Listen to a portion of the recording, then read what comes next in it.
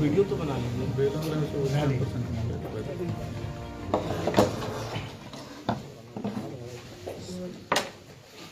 ये बथनार थाना क्षेत्र में 31/12/2025 की शाम को एक अज्ञात शव मिला था, बोरे में बांधा हुआ, जिसका सिर कटा हुआ था।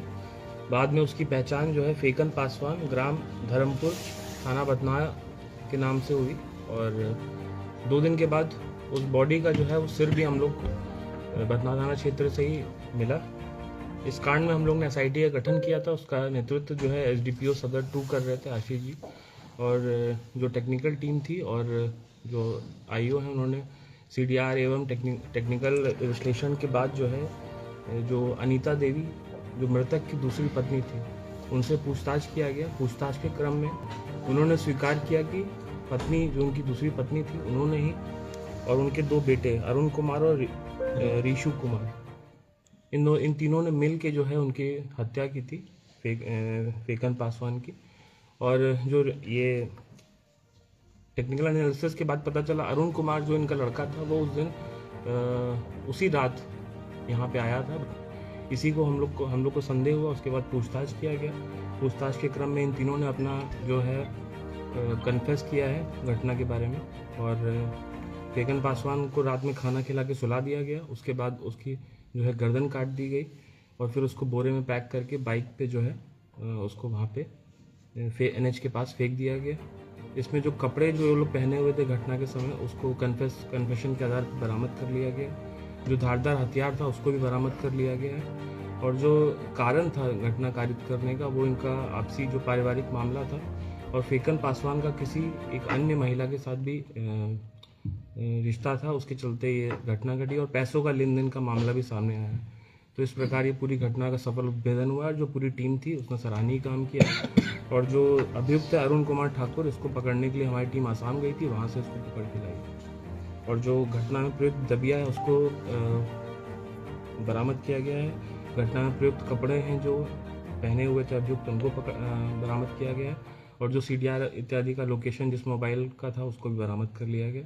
इस केस को जो है हम लोग स्पीडी ट्रायल में चलाएंगे और इनको सख्त से सख्त सजा दिलवाएंगे। गर्दन को किसी दूसरे जगह फेंकने का क्या मकसद था? वहीं की आइडेंटिटी ना पता चले शव की।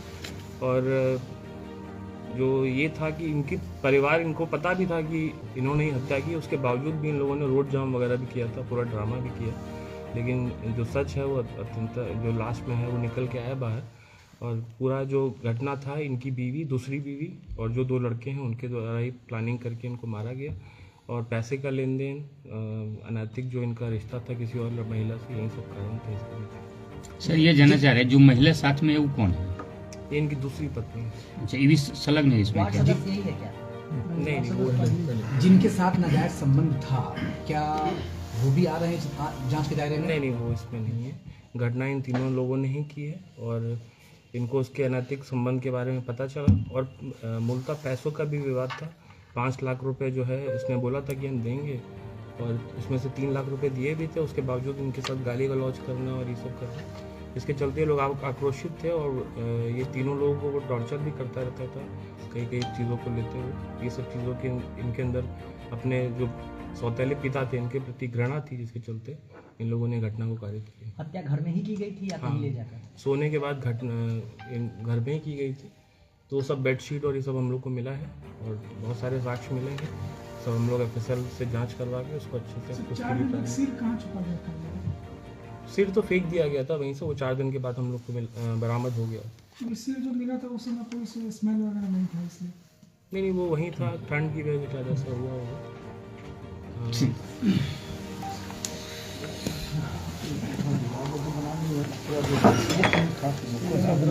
इसका बनाने दो ना।